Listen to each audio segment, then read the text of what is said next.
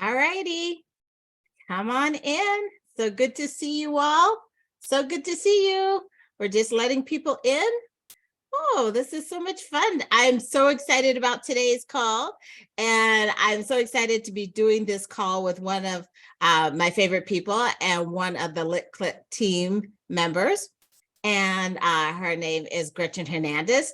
And I have been so fortunate in the people that have come to me. It's really like the universe has come to me in different ways and like sent people to me that are just here to make a difference in my lives and in your lives, the lives of my diamonds. So I would like to introduce Gretchen Hernandez, and I'm going to have her introduce herself, and then we're going to start taking some questions. So Gretchen, please go ahead and introduce yourself. Well, thank you, Dr. Sonia. I'm so happy to be here. Hi, everyone. I'm Gretchen Hernandez, and I live out in California. And I traditionally have been a business coach and mental health coach, but I also have a passion for the LGBTQ community. And part of that is because I am a member. I'm pansexual. I came out late in life when I was 49.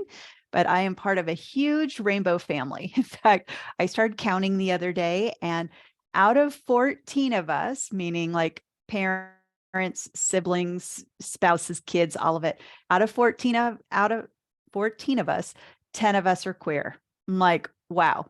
It's like I joke around that in my family, we have to come out as straight. So we have 4 straight and 10 queer. So it's like, it's very fortunate to be in a family like this and to have that kind of support, because I know that there's a lot of people out there that they are the only rainbow sheep in their family. Yeah. And although sometimes they'll call themselves the black sheep, it's like, no, that's a rainbow sheep. That's the fun one.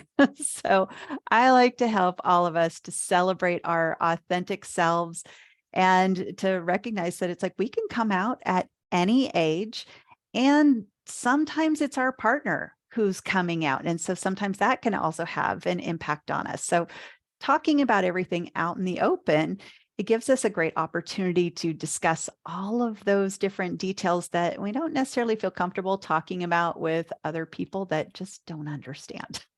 Yeah, I think that this is a very important topic, and that's why it's included in the Lit Clit Club. And because, as you said, like so many of us come out later in life. I came out at 40, 41 years of age, and I had absolutely no idea. Like some people are like, from birth, I know that I'm queer, right? Mm-hmm. It was like, because I'm pansexual, I was like attracted to men, the male gender, people of male gender. And so it didn't really faze me. And I always thought I was heterosexual until I saw this woman that was more masculine. And then I was like, it made me question a lot of things, because it really hit me upside the head. I was almost 30, so it had been a really long time. And because like ultimately it's a person's personality that attracts me, not necessarily their gender. But I do tend to shift towards masculine men and masculine women. Like that's kind of the energy that I am, masculine kind of non-binary individuals, right? So we each have, like, there's a spectrum, and there may be a spectrum of time that we come out and we start questioning and thinking. And so I wanted to definitely make sure that people within the LGBTQ plus community had the opportunity to ask whatever questions they also needed to ask around sex and sexuality, to make sure their questions were answered, and to make sure that there was a safe place for them also to be able to have these discussions, and also be able to ask whatever questions there may be on their mind. So I think that maybe we'll just have a little bit of a discussion at the beginning, and then we'll get into some questions. And I should say, for the people that are here with us, we are so excited that you're here. And also, feel free to put any questions that you have in the Q&A. And there's an anonymous feature if you want to utilize that, but feel free to utilize that. Any questions, anything you need coaching, anything that you'd like, questions that you may have just in general. We're definitely here to answer. We are not we don't know all the answers, obviously, but if we don't necessarily know the answer, we will work at getting the answer and then send that out in an email. So we're definitely here to do that. So you mentioned, Gretchen, that you come from a family that identifies as queer, where there's like, it sounds like 80% of the people are queer. Yeah. But that's not normally the case, or it may not, it might be shifting over time, right? As more and more people feel comfortable discussing their sexuality. And I look at the younger generation, and they really have an understanding that this is more of a continuum. And they may come out and they may identify themselves, and it may be shifting over a period of time as well. And I think that is completely fine. Like, we get to identify. I look at my own journey, and I at one point identified myself as heterosexual, and then I identified myself as a lesbian, and then I went through a phase where I started to date men again, and then I was like, I don't know exactly what I am, because I am very much a fundamentalist in terms of being a lesbian. Like, this is the way it is, and then I started opening up to different types of partners again, and then I settled in on pansexual, and finally I was like, I'm just queer. I'm not going to define myself. I am me, I am Sonia, I am queer, I like a spectrum of individuals, and that is fine, right? But we may go through a phase. How do you coach people when they're coming out, when they're just doing this investigation, when they're just starting to wonder what's happening and what it is around their identity? And feel free, if anybody listening to this conversation has questions or need coaching, just feel free to put it in the Q&A. Well, the first one that jumped into my mind was actually my youngest sibling. And so I have two sisters, and what's interesting about this is that we all have the same dad, but we all have different moms. And so we just met each other 15 years ago. And as far as wondering, like, does this actually run in the DNA? It's like, how is this possible that you can end up with three sisters that have the same dad and that we're all queer? It's like, it kind of makes you wonder. It's like, okay, that could be a DNA thing. But I remember we took my youngest sister to the park, and she was probably about 17 at the time. And my other sister, who was already out as bisexual, and I wasn't totally aware yet of my sexuality. I thought that I was heterosexual, but I always knew that I had been attracted to feminine men. And it's interesting because I'm also attracted to masculine women. So it's like always kind of the opposite. So, but we asked her, hey, have you figured it out yet? Do you know your orientation? And actually, it was my other sister who asked her. And I thought, whoa, that was pretty bold just to come straight out and ask. But because she knew that we were supportive and loving and open to all of the things, her response was, yeah, I don't know. I'm still trying to figure it out. Yeah. And so it was nice to have that open discussion of just saying, hey, we recognize that not everybody is straight. And that instead of just assuming that someone is straight is just to ask. But you also need to have that trust that's established. You wouldn't just come up to a coworker and say, hey, so what's your orientation? Yeah, there needs to be that safety there. Like, you would feel like you're safe to express yourself. You're not necessarily going to be judged, and you're going to be appreciated for who you are, and not necessarily any labels and interpretation of labels that people would put on you, right? So that's what you would hope for. And I see that with, like, there's more gay straight alliances in school, and there's a lot that's happening with these younger kids, which is pretty exciting to me to know that there's more acceptance and there's more opportunity out there. Now, I know that some people couldn't attend, and some of them had sent in some questions, and so let's kind of look at these and start doing some coaching around them. I think that, let's see, do you have the easier access to the questions, or I can get them? Yeah, I can see them here. Okay. Okay, so let's let me read this one here. Okay. My girlfriend wants me to hold hands in public, but I feel weird doing this because girls were teased when I was younger if others thought they were a lesbian. And yeah, that it can be uncomfortable. And it's interesting. I've had this experience also with my daughter. My daughter's lesbian, but she wants to hold my hand. And so we'll be out in public, and she's considerably taller than me. And I haven't actually been with a woman because I discovered I was pansexual while I was married to a man. But it's one of those of, yeah, when we start to decide, yeah, I'm actually going to hold hands because this is important and I love this person. And it's definitely a choice. I mean, because the landscape out in the world, it's not always safe. And so we have to kind of also look around, make sure that we are safe, but test the waters. And we might start off in a safer area where we get comfortable with that at first. And then as we get more and more comfortable, we go out to other spaces and start holding hands. And the more that we start seeing same-sex couples holding hands, the more it's going to be comfortable for everybody, because this is a way of life. Like, we've held this privately for so long, but the love is there and it's real, and it's okay to express this out in public.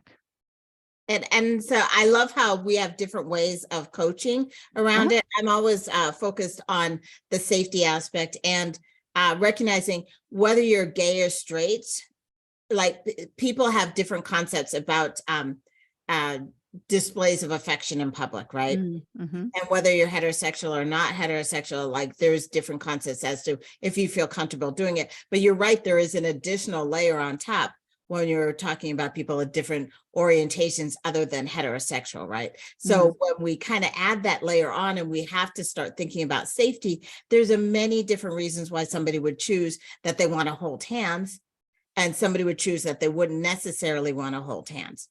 And so, yeah, if we're in a safe environment, like I feel like I had a lot of my formative adult years in San Francisco, right? And so, hey, like that's a relatively safe place to do just about whatever you would like to do. But then I came to Minnesota, and not even the Twin Cities of Minnesota, which is also a relatively liberal place, but I went to Rochester to do my residency. And I actually came out during my residency down in a relatively small city away from like the Twin Cities, right? So it did not necessarily feel as safe, right? So I think that it is important to know where we are and what we choose to do. And also, like, for if you have a partner that it's very important to them to find out, what does it symbolize? What does it represent for your partner? Because your partner may not care. Like, we might have the doctrine that because we want to be out and proud and loud that we need to hold hands, but it might mean something else for your partner.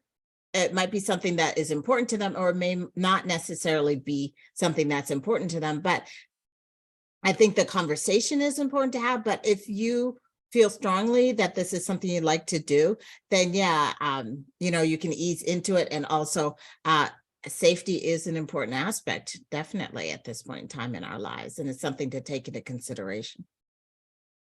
Yeah, absolutely. All right. We've got another question in there. Says, I came out as non-binary last year and I use they, them pronouns. All right, good. But sometimes I slip up and refer to myself with female pronouns. How will people take me seriously if I can't even get my pronouns right?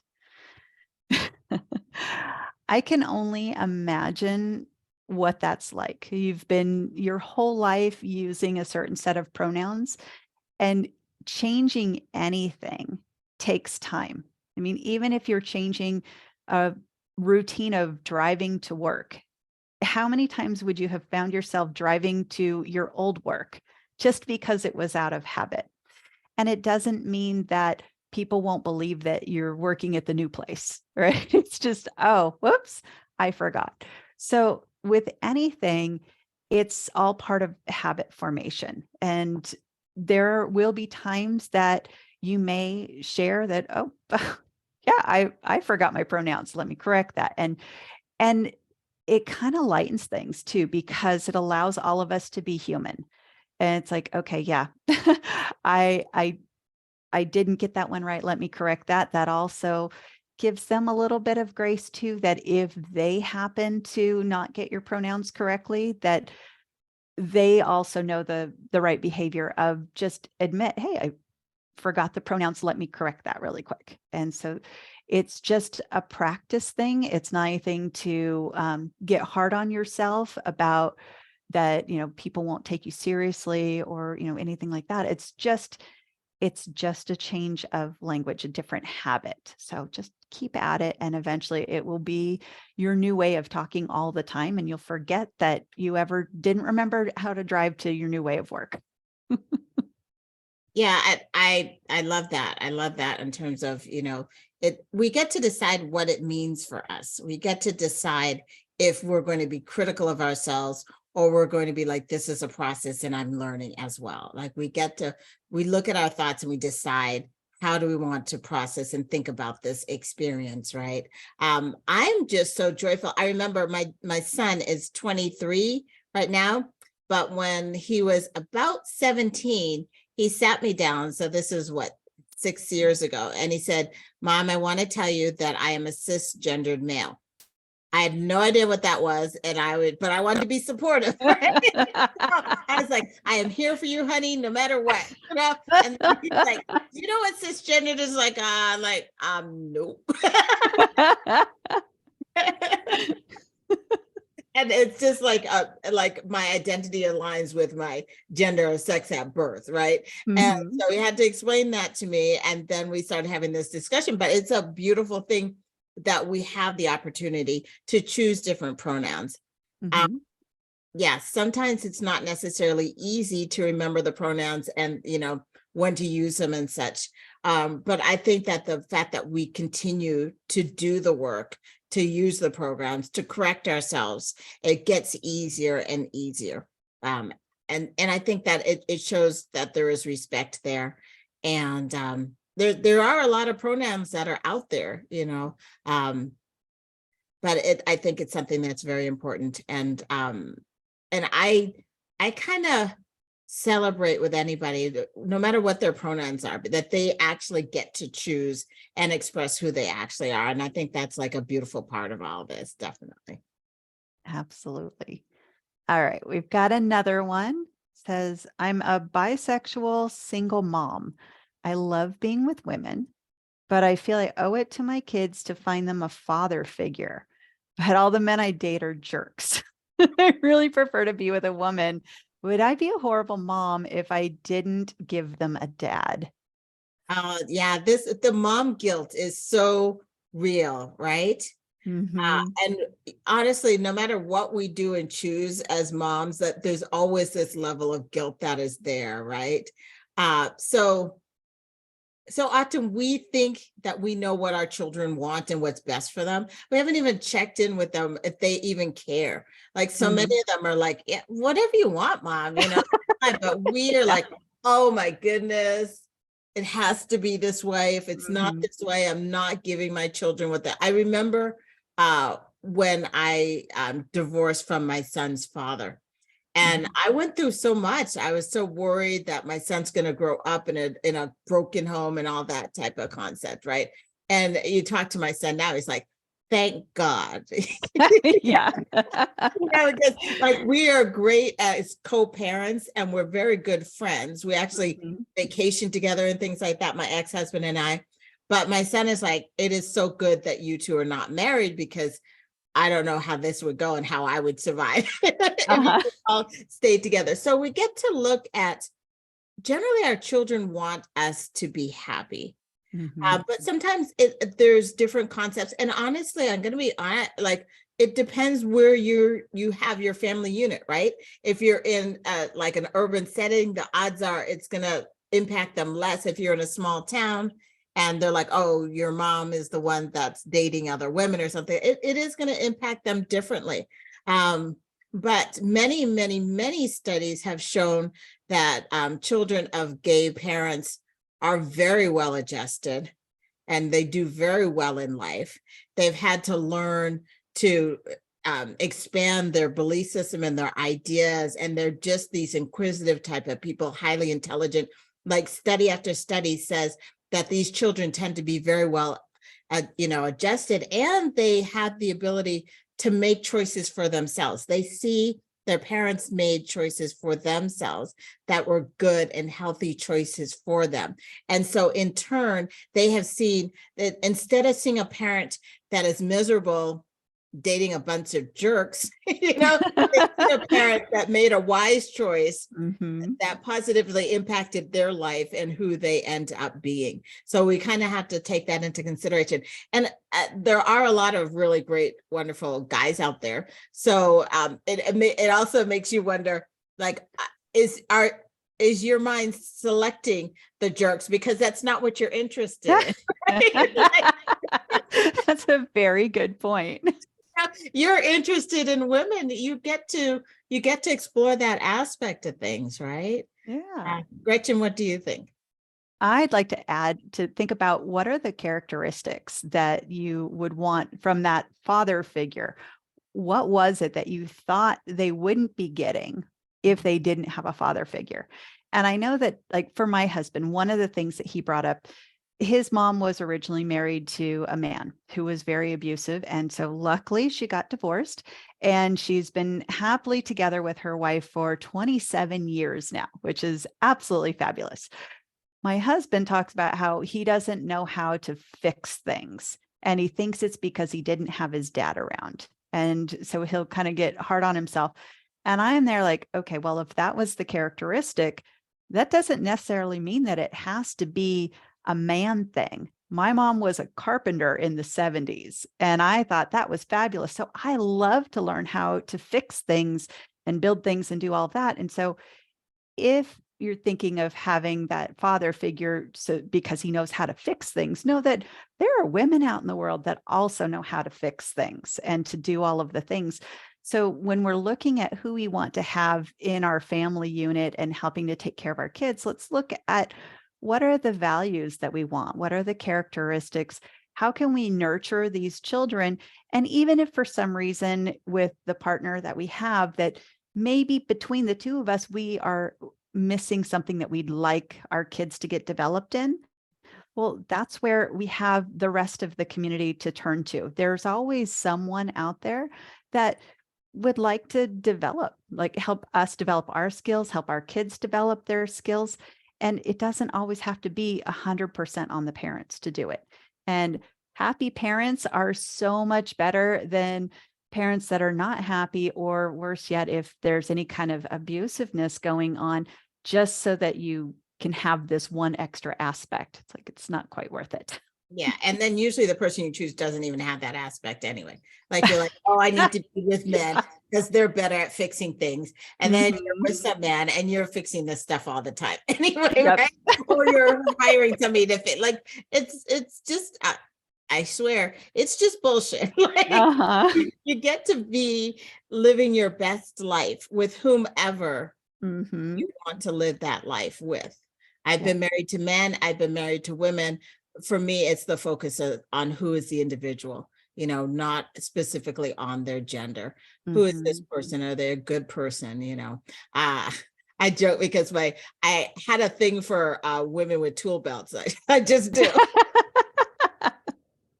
And my girlfriends are always like, stay away from these women with tool belts, They get me every time. I'm like, ooh, they got a tool belt, And it's not about the tool belt. It's about the woman that's attached to the tool belt. So that brings in a whole lot of ideas for bedroom play and like scenarios and stuff. It's like, all right, bring the tool belt. But honestly, if a woman can like change a light bulb, I'm already in love. I love it. I love it. All right. We've got another question here. It says, my husband never seems interested in sex. He says he's straight. Is he lying, or is there just something wrong with me and he doesn't want to have sex with me? Okay, so I heard part of it. It said, my husband never wants to have sex. Is he straight or gay? Was that what it kind of clicked out? The question said that he says that he's straight. And so the question was, is he lying, or is it just that there's something wrong with me and he doesn't want to have sex with me? It's not an either or, right? So first of all, it's absolutely nothing wrong with you.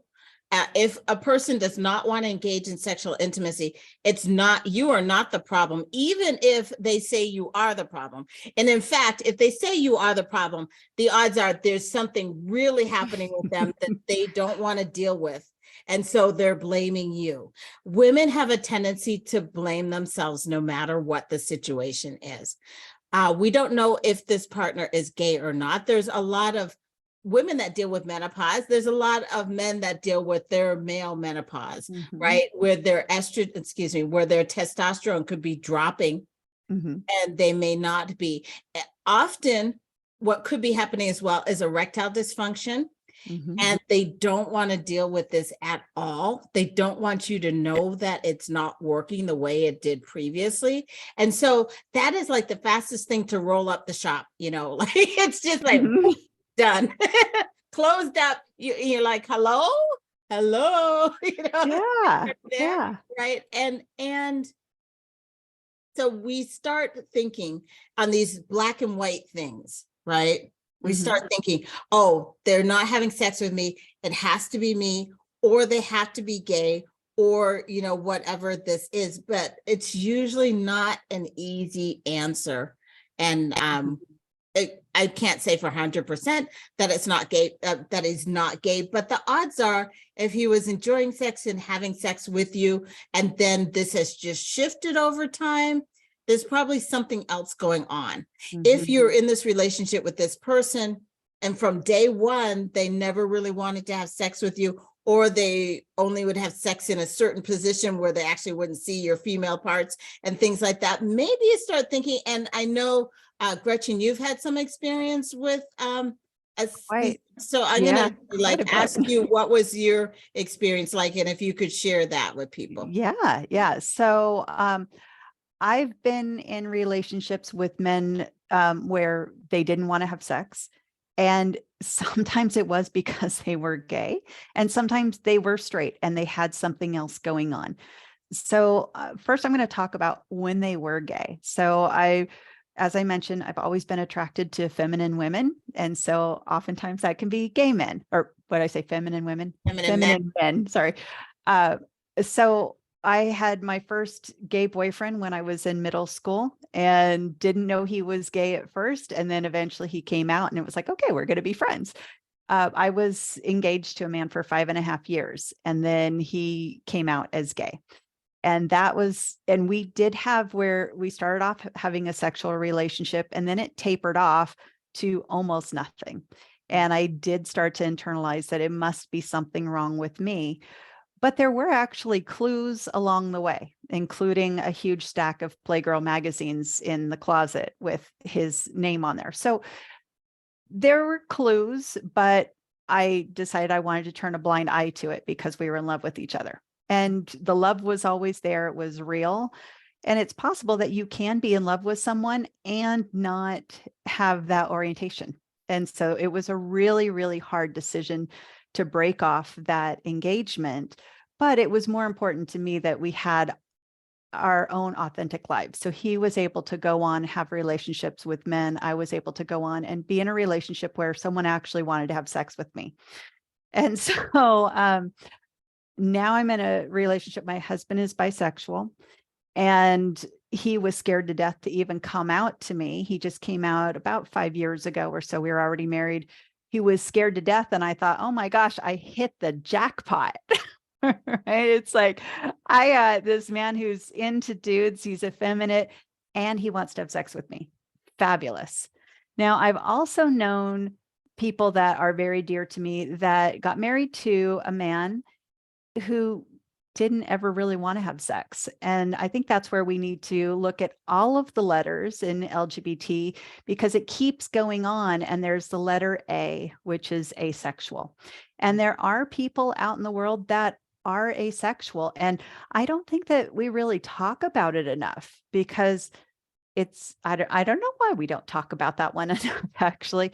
But that can definitely be a possibility too, is that they may be in love with you and just not interested in sex. And that's something that it's important to have those conversations, but not take it personally, because we're all wired differently. And if someone just is not interested in sex, it has nothing to do with you as a person. It's just that's their own preference. And Dr. Sonia, I don't know if you have anything to add about our asexual friends. Yeah, I do. So asexuality, that's usually defined as like a person that does not want to necessarily have a sex with another individual. Now, there's like a gradient as well. There may be gray, which is like when they get into committed, loving relationships, they may be into. Now, this is separate from like there's the continuum. Some might be asexual, which means I don't want to have sexual intimate relationships with somebody. I would love to have a relationship maybe, but not sex with a person. Then there's somebody that may be gray. That's like when I'm in a loving, committed relationship, I'm more interested in having sex to maybe a limited extent. They might be, you know, so there's a lot of different areas in there and like labels and how people choose to see themselves. The important aspect, if you are a person in a relationship with an asexual individual, is you get to decide if that's the type of relationship you want. You two get to have discussions about this and decide if this might be a place where you're in a relationship and non-monogamy may be something that you would like, so that you have another relationship with another individual that may be sexual in nature. If it works out that way, like there's many different ways that can be done. This can work for you if you find yourself in this situation where sometimes we call it mixed orientation relationships as well, where somebody might be heterosexual and their partner is gay, you know, like there's, and you decide how, if that's going to work for you or not. Many people choose to stay together because they still love the individual, and other people choose to stay together and have other partners. Other people choose that I love you, but this is going to be too frustrating for me and not where I want to be, you know. So any choice is the right choice, like for you. You don't have to be like, I'm going to stay together for the kids. Let me just say that it's very rare that I see that the I'm going to stay together for the kids actually work well. There's usually some element of resentment and anger in there that festers in some way. But if you two come together for like a loving type of discussion and figure out how this is going to work, that usually is how, like, a lot of communication and not coming from a place of shame, you know, in terms of whatever choice you're going to make and whatever a person's identity, like their sexual orientation is. It does not need to be coming from a place of shame. I know that sometimes if you're asexual, that's that is also a place of shame that feels like it's really not understood at all. Like the majority of people think that there's a human right is a sexual right. Now, people that are asexual doesn't mean that they don't have sexual feelings and maybe they want to masturbate or they're fine with sexual pleasure, self-pleasure. They just don't want to have like sexual experiences with another individual, right? So we do need to be aware of that. Some people that are asexual don't want any type of experiences. Others may be fine with masturbation, self-pleasure, but not really want relations, sexual intimacy with somebody else. So good. So good. That was a great explanation. Thank you. And for everybody on the call, feel free to keep adding in your questions. We're here to answer any of those for you. All right. So the next one on the list is I met someone recently that's transgender. I'm really into them and ready to get physical, but we haven't talked about parts or if they've had surgeries or not, and I don't know what to expect. How do we do this without awkwardness? You may not be able to do it without awkwardness, right? Like, like, okay, if you were in a heterosexual relationship and you needed to talk about the parts, would it be any less awkward? Maybe, maybe not, right? You'd be like, so you might have, like, if say you have vaginismus or something where you have pain with sex, right? And you might need to know ahead of time, what size is your penis? Like if you're over here at the header, like that would be kind of an awkward conversation, right? So when we're over here and we're talking about different genders and sexual orientations and things like that, somehow we put labels on it in some ways that this is going to be harder or it's awkward, whereas over here with the heterosexual relationships, it's nice and normal. It's not. It's about people. And it's okay if the conversation is awkward, but it's so important to have this conversation. You don't want to be like realizing things right in the bedroom, right? If somebody is transgendered, maybe they're male to female, and that maybe they have had surgery and they have like a neo vagina or something like that.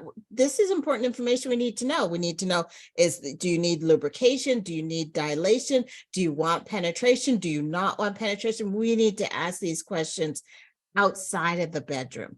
So it's okay, right? If it's somebody that is transgendered and they're like female to male, then we need to know, what exactly, how do they like to be pleasured? Do they like to be touched? Do they not like to be touched? Where do they like to be touched? These type of things are definitely important. So it comes to the place where, yeah, it might be somewhat of a difficult conversation.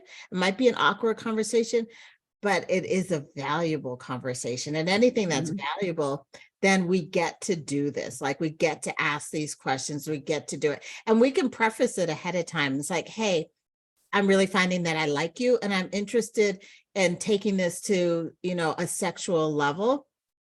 And I want this to be a good experience for both of us. Is there things that I should know? Can we discuss this? That's a good way How of can putting I it. pleasure you? How this is what I like in terms of pleasure. I would like to know a little bit about anatomy, if that's okay with you to discuss, because I don't want to get to the situation where I might be flustered and not and, like upset things, as opposed to if I had time to like read up on different procedures. And there's so many different procedures. If somebody's had bottom surgery, there's so many different ways this might have been done, right? So these all become important questions. Do you have scar tissue? Is there some area that might be painful? What exactly do you like? How should we do that? These are all conversations and questions that we have no matter what the gender is the person, but if they might be having surgery or having had top or bottom surgery, then we do need to be able to ask some of these questions. Yeah, I completely agree. And I also like to think of the person as a human with skin, right? Anything on the body, it's skin. And even if we did start to get a little hot and heavy without having that conversation first, we can just expect that we're going to feel skin and that we can enjoy the feeling of skin and just leave it at that. And we can definitely ask them, like, show me how you like to be touched. And yeah, there might still be parts on a person's body that they don't want to have touched. And that goes even for people that have never even had surgery. I know that my husband thinks that touching a stomach is like a no-no. And I'm like, oh no, I love touching stomachs. Like, let me touch your stomach. But that's something where it's like, we can just feel the skin, just skin in general. Like even just rubbing somebody's arm can be very sensual and such a turn on. It doesn't necessarily have to be about our parts. So I don't know that that's helpful. I'm going to ask the question here. Thank you for the question. I think that's a great answer. We're skin. Skin. The question that I have is in terms of, okay, so maybe you're divorced, maybe you've come from a situation where you're going from a hetero situation into like same-sex relationship or dating or something like that, right? But you're coming out in your 40s, right? And you're like, how the heck do I do this? Coming out in your 40s or 50s or wherever, right? How exactly am I going to do this, right? And how do I do this with this online thing that's happening now, right? With the last time I dated was 20 years before, and you just went down to the local bar and dance club and talked to people and exchanged numbers and did it that way. But now everything's online. What are we supposed to do now? So yes. Yeah, there are definitely, if you want to do the online apps, there are some apps that that are specific for LGBT, but you want to make sure that when you're looking at those, there's somewhere it's really just for the hookup. And I think that's more of like your Grindr apps. But there are also ones where it is more for the relationships, that it's like, no, we're not looking just for the hookup. I'm not saying there is anything wrong with the hookup, No, especially no, if that's nice. you're just now coming out and you're like, hey, I've never been with a woman before, or I've never been with a transgender person, and I really want to because I'm turned on by them. Okay, go ahead, go out there, have fun, as Okay, long as that's what both of the people are looking for. right. So I'm going to have the safety conversation here, right? Yeah, let's So do it. first we're like, go ahead and have fun, Yeah. but we're going to be talking about safety here. And this goes for trans, hetero, same sex, LGBTQ plus, hetero. It doesn't matter. Like when we're talking about these apps and we don't necessarily know somebody, there's certain things that are important. You don't give out all your information at the beginning, right? So you can get a Google number. So it's not your real number that you're using. You could get a burner phone or something like that. So that's kind of important, like to protect yourself, your identity, and not be getting out, because you don't know who all these people are. Don't meet at your home or something like that, or at their home for the first time. Make sure that you meet in like a public place like Starbucks or something like that. Tell your friends, your family, whomever your safe person is, where you're going to be, when you're going to be. You can call before you have your meeting. You can call after you have the meeting just to make sure that they're safe. There's nothing wrong with when you get to that point, like taking pictures of people's driver's license and sending it to a friend, and then they delete it after everything's fine. I found that, like, I went through different phases in my life where like after I got divorced, I was like, I'm gonna start dating, and I started dating, and then I had this person that was interested in like doing swinging and things like that. And I didn't stay with that person, but I learned a lot from them in terms of how to go about doing that. And if you have a trustworthy person, they don't mind showing you their identity, their ID, when the time comes and it's appropriate, right? Somebody that never wants to show you their information or is really kind of, you get this feeling like you can't trust them. Listen to your instincts in all of this. This becomes something that's really important to do. 99% of the time, people are safe and really nice individuals, but you do get to protect yourself, and you do get to make sure that you're doing what you need to do. It looks like there's a question. Another question. Yeah. What if you have an unusual name? Should you not tell them your name for a long time? Because just my first name is easily Googled with doctor, and so it There's kind no of way ends in it that hell way. you should be telling anybody you're a doctor. No reason that you need to tell anybody you're a doctor. Right. I mean, I'm a doctor and my name is Sonia. So if you put Dr. Sonia in, you're going to find me in Minnesota, right? So you can sure as hell know that I'm not telling people that I'm a doctor. There's no reason to give out that information. You can say you work in the medical profession. Honestly, if you're a woman, and sometimes because I'm a woman of color, they wouldn't even go to the fact that I'm a doctor. Like I say, I work in the medical field, and they'll think, oh, you're a nurse. If they're really being respectful, that's what they tend to think, right? Otherwise, if I say I work in radiology, they think I'm the radiology tech maybe, or they think I'm the medical assistant, but I generally don't even go there with that information either. But there's no reason to give out your occupation. And there's no reason to give out your name. Like this is at the beginning. At some point, and like if you're on Bumble or those different things, like it is tied to your Facebook app or something like that. And so they do tend to have your actual information on there. But there's a lot of apps where you're anonymous and you don't necessarily have to use your name. So I'll add in a little bit more. So before I married my current husband, my best friend gave me a challenge to date 18 people before I picked one, because I was a serial monogamous. So she was like, no. And I had all of these hangups, like who's going to want me? I've got 2 toddlers, like, all that. But I was surprised there were more than 18 people that wanted to go out with me. But my name is Gretchen. Like that's also not a very common name. And I was doing like what Dr. Sonia said, which is meeting out in public. And even back then when I was dating all of these different people, they could still Google my name, but I was also cautious about what I would put out there in the public realm for people to see. And so one of those things was my address. And even as a professional, I'll tell people in general where I live, like out on the coast, but they don't know the exact city I live in. And I don't tell them my address. So the same goes with dating. I mean, 18 people, as you can imagine, that's a lot of different people, a lot of first dates. And there were a lot of ones that I thought I had screened out well.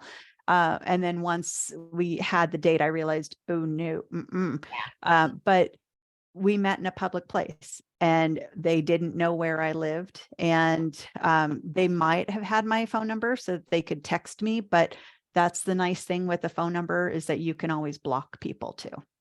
You can block people, but with a Google number, you don't even have to worry about blocking somebody. You could still block somebody, but they definitely just never have your information. So I like that. I always use my nickname, which is my name. But then I don't have to worry about, and like if they got through these several different hoops where I felt that I could trust them, then yes, I would give them additional information and such. But yeah, you get to choose what level of information you get to give out. Now, an important thing to do is to recognize that as women, we tend to be more people pleasing. And so we tend to defer to other people as opposed to deferring to ourselves. This is an area you need to defer to yourself and to protect yourself while you're doing this initial dating type of thing. So it is okay to protect your information. It's okay to choose, not to date in your area if you don't want to. Like, you get to do whatever feels appropriate to you, and you don't really have to please anybody else, especially at the beginning. That's just about protecting you and keeping you safe. And that's the most important thing. Having said that, I really didn't meet anybody that I was too worried about, but I also trusted myself. Like, if something felt a little off, like I would just block them right away. I didn't say to myself, oh, they're probably okay. That's how people end up with Jeffrey Dahmer and stuff like that. They're probably okay. And then but like there's clues, there's things that if we listen to our intuition, if we listen to that we don't necessarily, get ourselves into a situation. So it's always better to be cautious and to protect yourself. And yes, we do live in this interesting age of dating, and the majority of people are pretty nice and respectful and reasonable individuals. Yeah. Okay, we've got another one. My husband is bisexual and brought home an STD after having sexual encounters with men. I feel so disrespected. I love him and I want to stay with him, but I don't want to be treated this way. I'm going to be honest. Like, if this individual has done this once, they will probably do it again. And they're choosing in that moment the pleasure side of things, because really, if you're bisexual or whatever, and you choose to have more than one partner, now I'm going to talk a little bit about non-monogamy here, right? Like, if you have a nesting partner or a primary partner, discussions happen, because if you're choosing to have more than one partner, they may get to this place where body fluids are being shared. And if body fluids are being shared, then it's not just you and your partner, it's you and your partner and your partner's partner and your partner's partner. Like, this is like a long here, right? So something that's important to do is to get the STI testing very frequently on a regular schedule, but also use a barrier method, right? Or decide that you're going to lock in, and there's only so many people that are going to be involved in this body fluid sharing thing, right? And nobody's going to step outside of that. But it's kind of like the COVID bubble, right? Yeah, it is. Like, you decide who's in your bubble. Yeah, it definitely is. So if we're talking about, like, we're not sharing body fluids, or it's just me and Joseph and Ed and Floyd or something like that, and that's the only people in this unit, you know, then that's what it is. Nobody chooses to go outside of that. But it's something to be very concerned about if your partner is bringing home an STI, because they're not adhering by the rules that you have established, and they're putting your health at risk. And if they've done it once, the odds are they will do it again. So reestablish what the rules are. Go get STI testing yourself.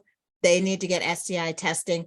And also recognize that when you get tested, there's still some things that may not show up for like 3 to 4 weeks, right? So you might get tested for HIV, but if it's a really recent exposure, you might not have the antibodies until a certain time. So these are some important things to be aware of.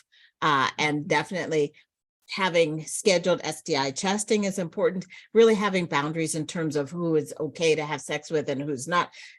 Be very clear that you can't just go by, oh, that person seems like a really good person, so they're not going to have an STI. That's not how STIs work. STIs don't sit there and say, that person's nice, so I'm going to avoid them. Oh, they've got the nice antibody, I'm going to go over here. It doesn't work that way, right? So we have to recognize that it definitely is an equal opportunity type of situation with an STI, but it is concerning if your partner is bringing home something because they are not valuing you and your health. Like they have the opportunity to go out and have fun, which is great. But there also has to be a love and a respect for you and your body and your health, that they would never want to bring something to you. And if they suspect something's going on, that they are getting tested. But the fact that there is an STI says that there is not a protective barrier being utilized. The odds are, and that's a little concerning. Yeah. And what I'd also add is that you always have a chance to show yourself respect, even if your partner isn't, but you've decided you love that person, you want to stay with them. You can just elect that you're always going to protect yourself by using barriers. And it might not be as fun as having non-barriered sex, but you know that you're keeping yourself safe. And that's if that's already something that you're going to be okay with, of your partner being with other partners. Yeah. And as Dr. Sonia said, if they have gone and they've been with another partner, it's quite possible they're going to continue that. So if that's something that you don't agree with and you don't want that in your relationship, you might want to consider that decision that maybe this isn't the right partner for you. So it's two different things, right? It's, do you want to be with a partner that also has other partners? Are you okay with that? And sometimes that's fine. Maybe you are. Maybe you have other partners, and that's okay too, as long as everybody's in agreement. But if it's something where that wasn't the agreement, where you really do want monogamy, allow yourself to have that, because it does feel good when everybody's aligned and they're having the same thing. You can trust each other. But in the meantime, you can definitely always empower yourself by using that protection. Exactly. Yeah.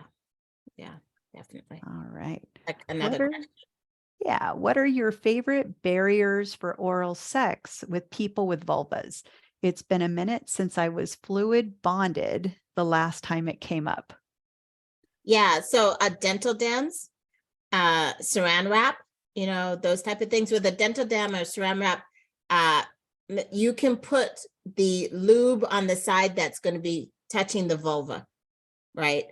Because that makes it feel a little better, and it doesn't feel as like the resistance there. Like, so you would, if you have, say you have a dental dam, right? So you would put the lube on the side that's going to be touching the vulva, put the dental dam down on the vulva, and then you can go for it and have a lot of fun. That's with the vulva owners as opposed to like penis owners. Then you can perform oral sex using a condom as well. And you can decide what your level of comfort is, and you can decide about the testing and things like that. But that's usually it's dental dam or saran wrap. And dental dam you can get in most toy stores, and of course you can get it on Amazon in a second. Yeah. And they even have flavored dental dam too. Yum, yum. Oh, And can you say again, where do you find those? You can go into any like sex toy store, you can get Dental Dam, but you can also get it online at Amazon. Oh, I know you could get that at Amazon. That's great. Yeah, just look up Dental Dam. And flavored ones? Flavored Dental Oh, Dam, yeah. that's fantastic. That is really good to know. All right. And we have another question here. I have a private relationship with a woman. None of my friends or family knows that I like women, but I'm afraid that their reaction would ruin my relationship. But I don't want to keep sneaking around. What do I do? So let's be very clear. Their reaction cannot ruin your relationship. There's a step missing in here. And this step is like they have a reaction, then you have a reaction, you think different thoughts, you take different actions, and you ruin your relationship. Please be clear that you take responsibility for the actions that happen in your relationship, not the party of whomever on this side over here. I'm going to be real with you, right? Now, having said that, I can have a lot of compassion for when we have family members that don't agree with who we are and what we are, or if it's going to be a phase or something like that. So the part that's going to be really important for you is to work on yourself in terms of how you're going to think and feel and act. They're allowed to have whatever feelings and thoughts that they want. You can't change another person.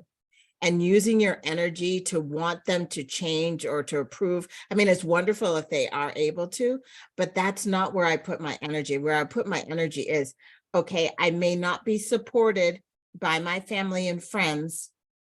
This relationship is really important to me. What do I want to think in this situation? How do I want to feel in this situation? What type of actions do I want to take? What is the end result that I want? If the end result is I want a really great relationship with my female partner, then you're going to have to look and see what kind of actions do I need to have in order for this relationship to work? How do I need to feel in order to do these actions? What is my overall thought that I need to have? So for example, if you decide you want to be with this person, this woman, this is a person that you love, you're going to have to take actions like supporting your partner, being there for your partner, being out and being there for yourself, right? Looking at your self-identity and being okay with it, coming out of the closet, those type of things. That's what you choose, right? Then you look, how do I need to feel in order to take these different actions that I want to take so that the result is I have this great relationship? I'm going to need to feel a certain way. Maybe you need to feel committed. Maybe you need to feel proud of who you are. Based on what that feeling is, you're going to have a certain thought. Like, I get to have this incredible relationship. I get to be this person that I deserve to be in this relationship. Or you have a thought, something like in the circumstance of your parents or your family members not supporting you, right? Then your thought might be something like, it's okay if they don't support me, I support me, and this is the relationship I've always wanted to be in, right? So you look at the thoughts that you need to have. Right now, the thought that I'm hearing is, there's an assumption there that my parents or my family has to approve. If they don't approve, their approval is going to ruin my relationship. It's kind of this thought that I'm seeing, right? And then you're going to take these actions that's eventually going to lead to a ruined relationship. So be aware of that. Gretchen. And I'm going to add to that. So one of the things that I love to talk about is the change curve. So people process changes using the same 7-step process. And sometimes we're not aware of it. Actually, most of the time we're not, because nobody's really taught us about the change curve. And I'll tell you the 7 steps of it. And so usually you start off in denial, like the change has presented itself. There's a denial of, oh no, that's not real. And then you go into an anger stage where you're trying to be angry at that change to try to make it go away so that the change doesn't exist. And then there's an anxiety phase where you're arguing with reality, like it shouldn't be this way. And then you get into that acceptance, which also has a depression part of it. So it's when you feel the worst at this new change, you're accepting it. There's not really anything that you can do about it. And at that point, sometimes people try to escape that change curve, like, okay, I'm not going to be around this change at all so that I don't have to do anything with it.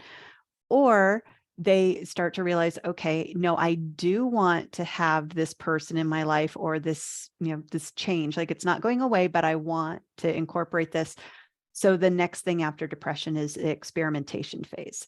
And so that's where people are experimenting with different things until they find the solution that works for them. And so solution is the next one. And that's where they find the thing that works. And it might be kind of new still, and they have to practice it quite a bit. But then all of a sudden it's like, okay, yeah, this is the new reality. It feels really good. And they get to the final stage, which is the full integration. Now, every human goes through these changes. And some people are early adopters. They go all the way from hearing that change to full integration and celebrating that change with you.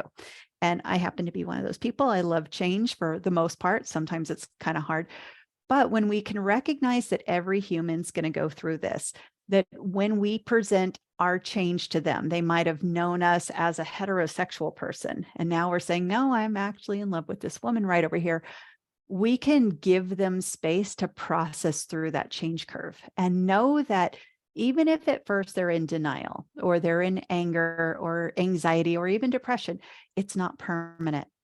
And that they might have expressed this at one point, but that's just part of the change curve. And everybody processes change in a different amount of time. And that eventually they will get to the part where they're deciding to either incorporate you into their life and experiment, and then have that solution that works for both of you, or that they're going to choose, yeah, I'm not going to spend much time around you. But if we can give them that space to process it, it doesn't mean we have to be in the same room with them. We can just come in, let them know of the change, and then leave and let them process their change curve over there. We don't have to be there to see their reaction.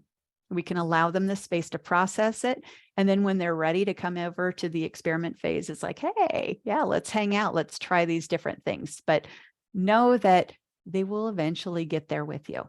And don't judge them on that very first reaction. Just give them that space. Keep yourselves over here happy, enjoying that relationship, and know that eventually everybody's going to get on the same page. Oh, I can't hear you.